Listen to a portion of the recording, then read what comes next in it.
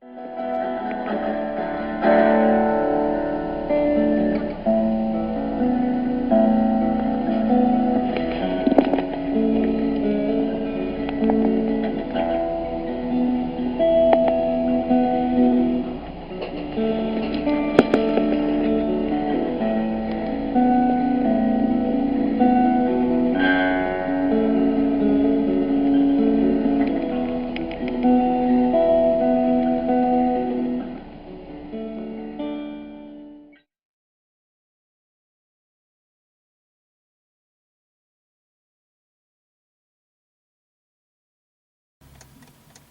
everyone, this video is going to be about reloading.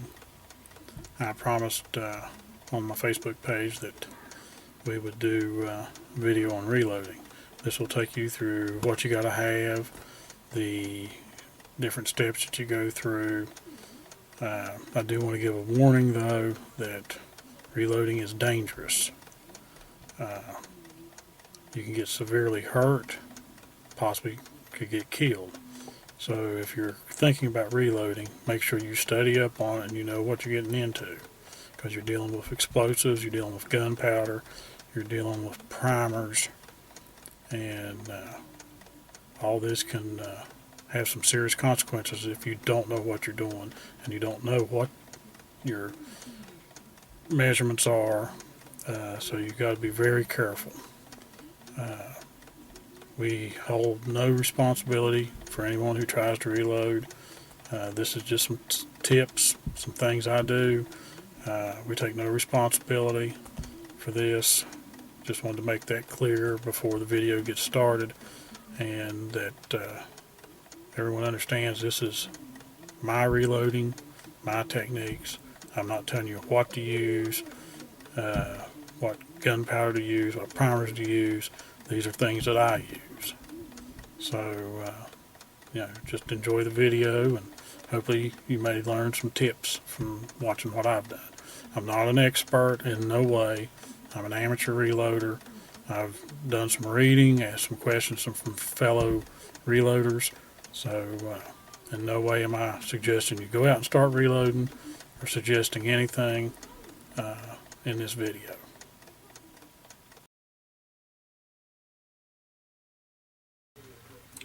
Okay, this is another device for trimming casings, and I've got to take out this collet. This here was for 3.5. This here's for 45A, 45 ACP brass. I'll tighten up this set screw, which locks that collet into place. And we'll get ready here to adjust the size. Now it takes a number 2 shell holder that you use in your press, and you put it in there and you run this set screw in. This holds it in place, and you'll take your piece of brass. Now I've already checked these, and they're below the required measurements of 0.898. Check one more time to make sure. The longest the case can be is 0.898. So I already know this case is at the proper length. I've already checked it. I've done this one by hand. Okay, now that's in place. Okay, this has not been backed out enough, so I have to get the Allen wrench and back it out. You have several places here to have to adjust. Let's see. Yeah, that's the one. This is the one.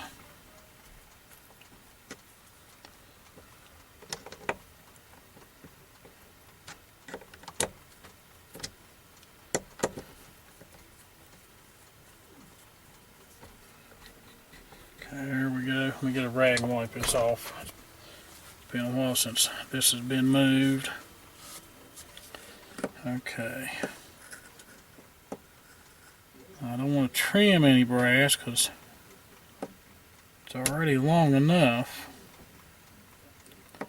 And you can measure this with a set of calipers, which I will check it. Make sure that it's at the right length.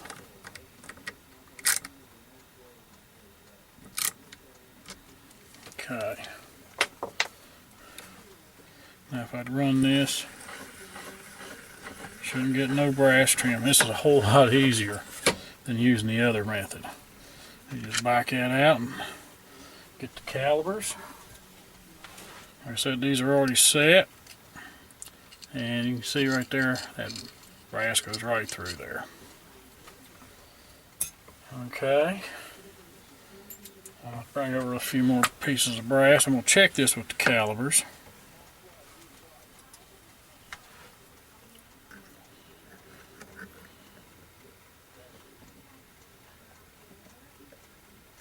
Yeah, as you can see, calipers fit in there perfectly. And those calipers are set at 0.898. 0.898. So I'll pull this back, put another brass in there, lock it down, run it a few times. Okay, do another one,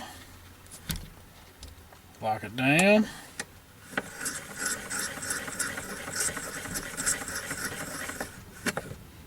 Okay, now that trimmed a little bit. I don't know if you can see there or not. You'll see the shiny and then the dull.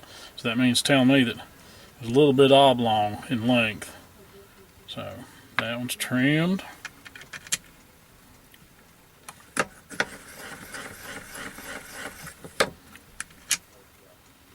That one's fine.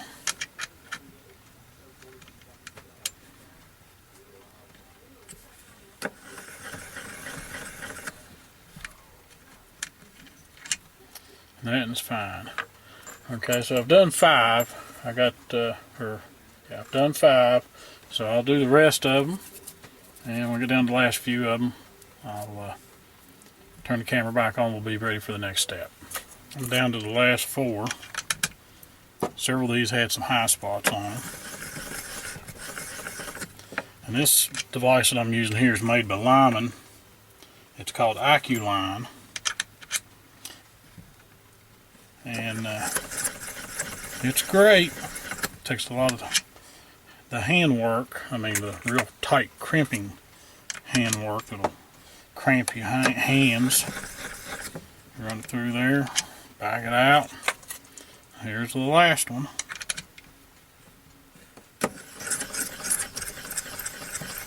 And you can hear it when it cuts. Like I said, you'll see the shiny spot, if I can get it just right in the camera, that it trimmed. And that's just because part of the case was a little longer than the rest of it. So there's 50 pieces of brass. Still got to clean the primer pockets, de-chamfer the inside and outside of the casings. It'll be ready to prime and powder, and then load a bullet.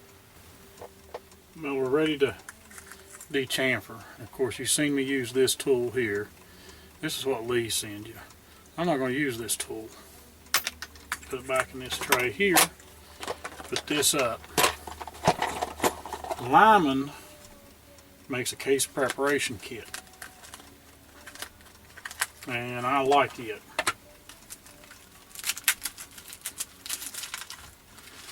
They have primer pocket cleaner, and they come with nice little handle that you can screw that into, so it's easy on the hands.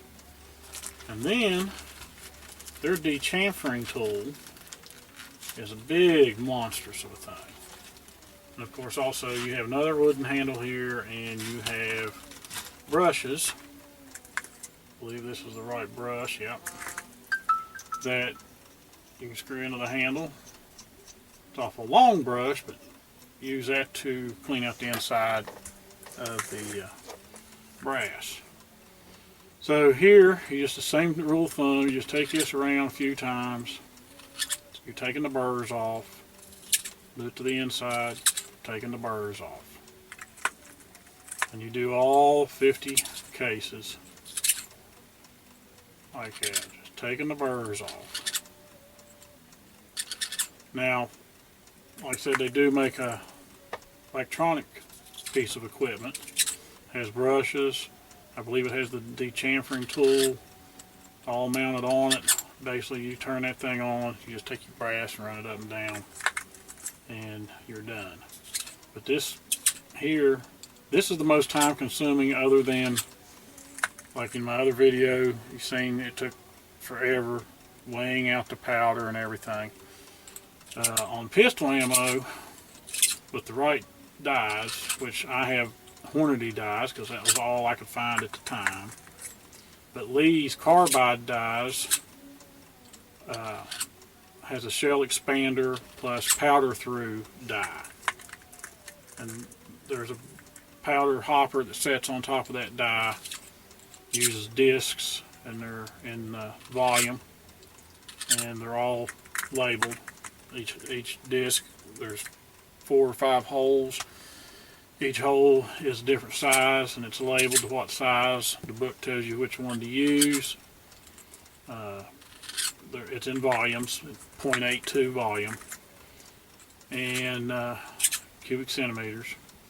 And you set that up, you put it on top of that bullet expansion die, and when you expand the neck of the bullet, or the neck of the brass, for the bullet to seat in, it'll also discharge the right amount of powder into the brass casing. So when you move the next step, you're just putting the bullet on top and seating the bullet.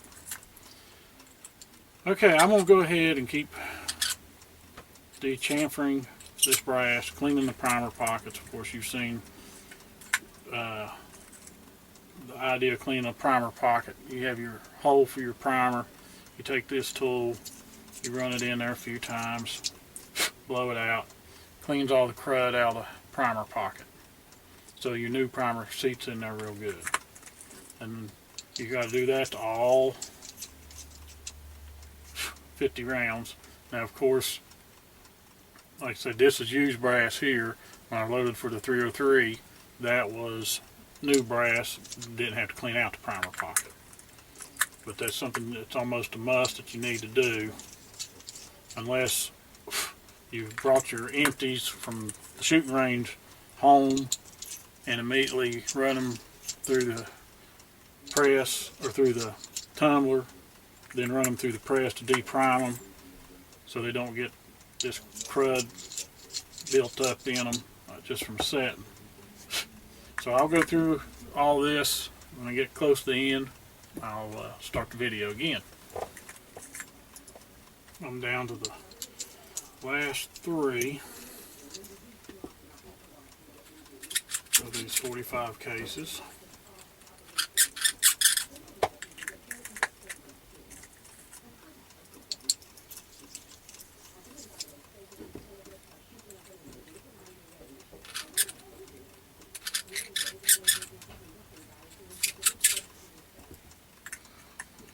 And here's the last one.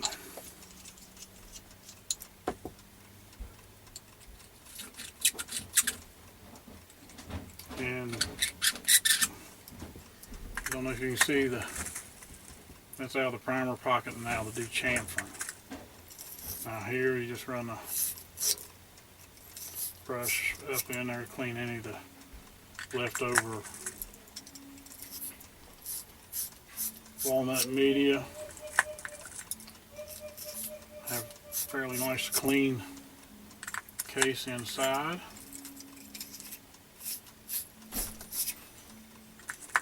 And I'll go through and do the 50 rounds of this, and then we'll be ready to prime it again and expand the neck, put the powder in, put the bullet on, and get them loaded up. Go down to the last 4. You see, I'm just giving it a once over just to get the rest of the walnut media dust out of it. Okay, here's 50 rounds of brass clean. And put the brush away. Put the handle. Primer pocket cleaning tool. And that handle. And the decapping tool. This is what I like about this. This thing just rolls up.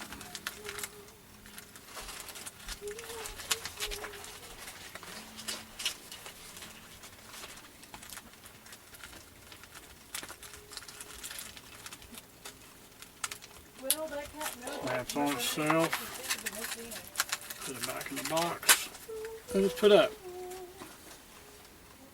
That's a lineman case preparation kit. Now I'm priming. Number 2 shell holder in. Brass holding it away. Squeeze.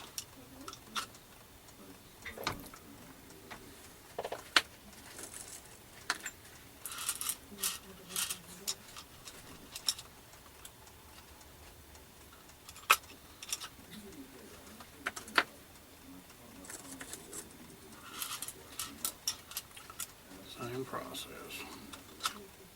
as doing the 303 British.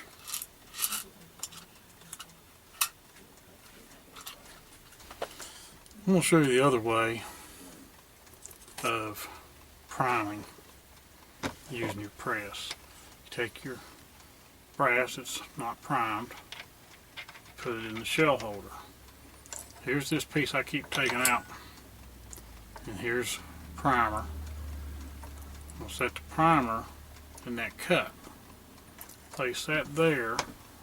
Take my ramrod up.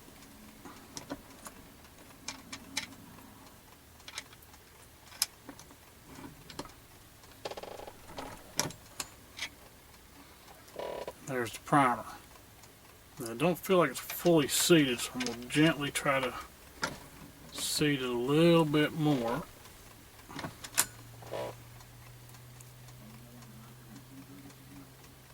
Now it feels like it's fully flush. And I'll do it one more time.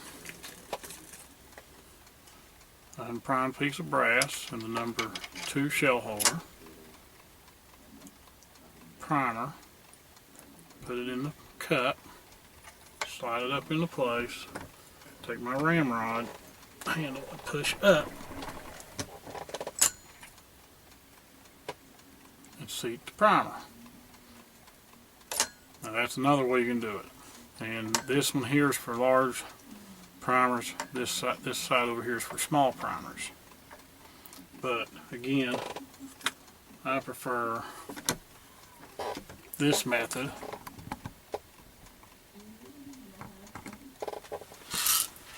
Of the hand priming tool, because it's just so much quicker to do it this way. Now if I had a new press that I'm looking at, I'm wanting to get, it's the same as this one. It's a Lee, and it's a classic turret press, but it has auto indexing, meaning for every pull of the handle, these dies rotate automatically to the next step.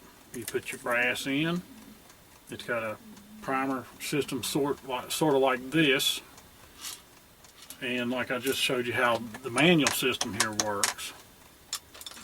But you put that one piece of brass in, and you rotate it through all stages, and by the time it comes around the last time, it's a loaded round. Everything's set up right. You can do approximately 200 rounds in an hour. So I'm wanting to get one of those presses. Still keep this one and see if I can speed up my production, which I don't shoot that much, but I like to have ammo on hand. This 50 rounds here will last me a while. I'll go to the range and maybe shoot up 20, 30 rounds, and then still have some left over. And but I like to keep at least 100 rounds loaded, especially for handgun ammo. Rifle ammo I usually keep about 50 rounds. But like I said in the beginning, this is basically a hobby when there's nothing else to do. And there, 50 rounds primed, and I was using Winchester primers. These are large pistol for standard or magnum pistol loads. So I'm done with the priming. Now the next step, this is the neck expansion die, and I'll take the brass, take this piece back out, put it in there, run it up.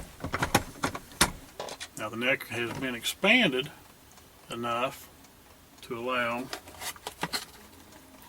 the bullet to set on there and go up in the press without falling off.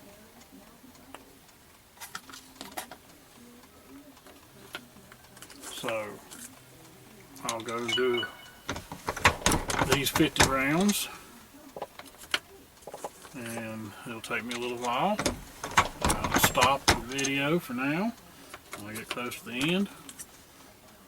I'll beat on the last few. We'll be getting ready for the powder. We'll be getting ready for the powder charge to be put in. Then off to the bullet seating stage.